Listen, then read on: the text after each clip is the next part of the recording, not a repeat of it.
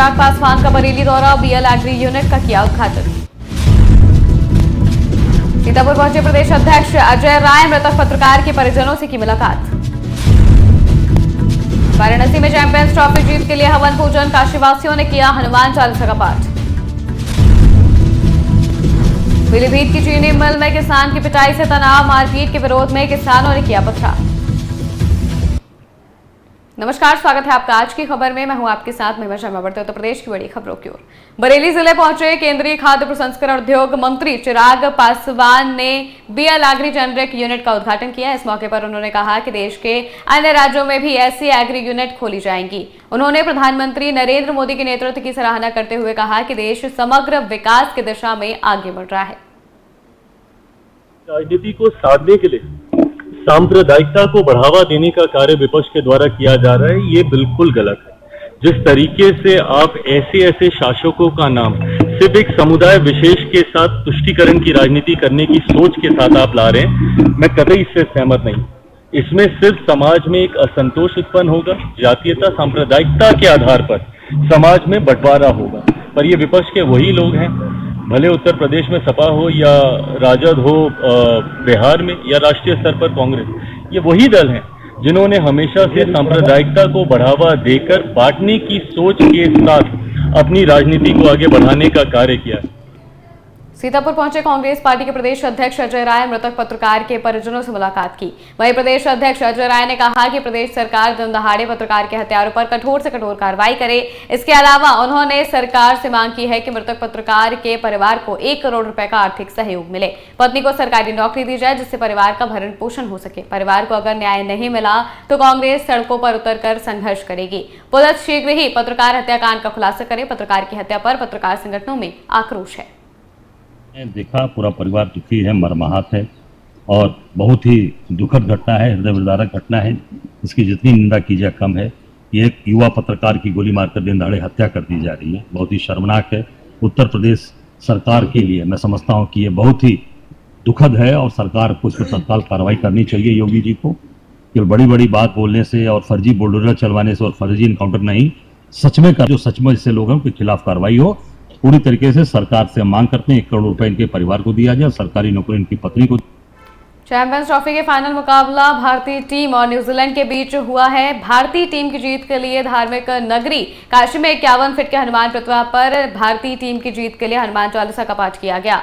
इस दौरान काशीवासियों ने पूरे उत्साह के साथ भारतीय टीम की जीत की कमान अपने हाथों में की, कामना की। हाथों में तिरंगा लेकर और खिलाड़ियों के बैनर के साथ हनुमान के चरणों में भारतीय टीम की जीत की कामना की गई।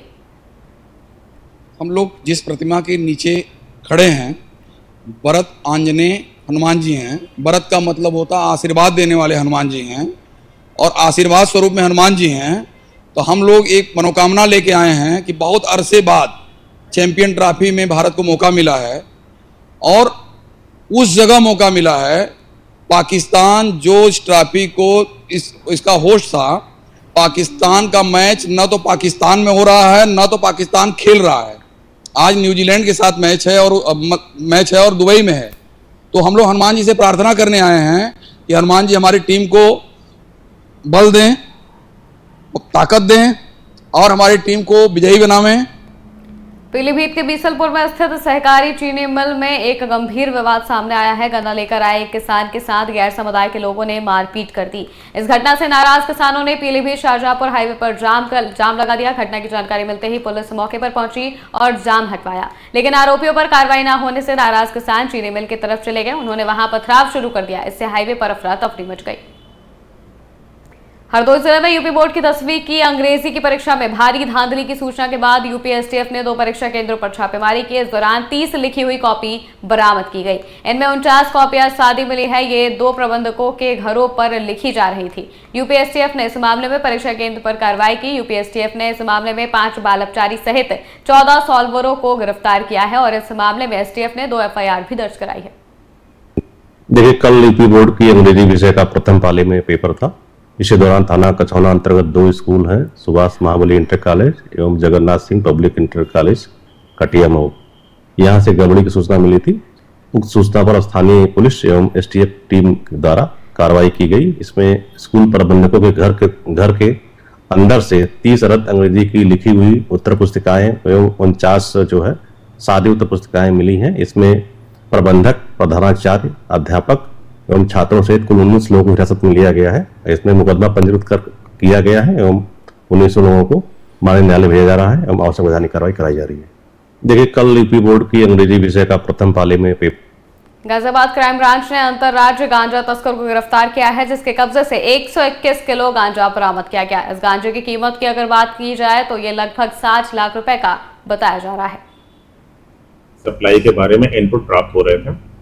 इस इनपुट को कमिश्नरेट गाजियाबाद की स्वाट टीम के द्वारा गंभीरता से लेते हुए उसको डेवलप किया गया और इसी कड़ी में बीती रात को 7 मार्च की रात में हम लोगों ने एक कैंटर को इंटरसेप्ट किया, जिससे एक अभियुक्त मोहित को हम लोगों के द्वारा अरेस्ट किया गया है और तलाशी में, कैंटर की तलाशी में वहां पर करीब 121 किलोग्राम अवैध रूप से तस्करी कर लाया जा रहा गांजा बरामद किया गया। इस गांजे को साड़ी के गट्ठरों के बीच में छिपा कर रखा गया था और इसकी जो अनुमानित कीमत जो है लगभग 60 लाख के आसपास बताई जा रही है। इस संबंध में थाना कबीरनगर पर समुचित धाराओं में अभियोग पंजीकृत किया गया है।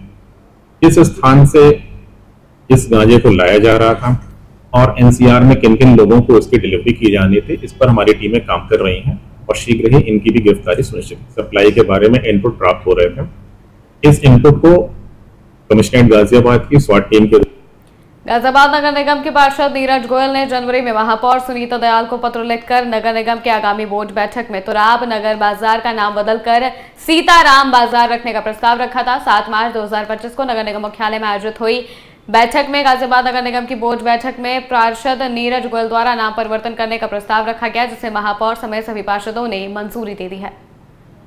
अम्बेडकर रोड से रमते राम रोड के बीच में एक सड़क है जिसको तुराब नगर बाजार के नाम से जाना जाता है।